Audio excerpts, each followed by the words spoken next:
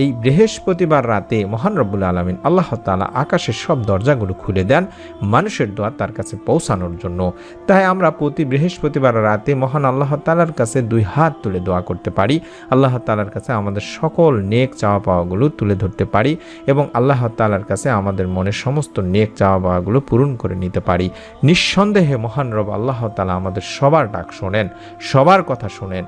তাই এই মুহূর্তটি, এই গুরুত্বপূর্ণ সময়টিতে রাতে আপনি যে কোনো দোয়া পড়তে পারেন, আমল করতে পারেন। বিশেষ করে আপনি যদি পারেন শেষ রাতে তাহাজ্জুদের নামাজ পড়ে কয়েকবার দরুদ শরীফ পড়ে অন্তত 2-3 বার ইস্তেগফার পড়ে, হয়তোবা 3-4 বার আপনি সূরা ফাতিহা পড়লেন, হয়তো 3-4 বার দোয়া ইউনুস পড়লেন, সূরা ইখলাস কয়েকবার পড়ে আল্লাহ তাআলার কাছে 2 হাত তুলে দোয়া করা শুরু করলেন এবং আল্লাহ তাআলার কাছে খুব বেশি কান্নাকাটি করবেন।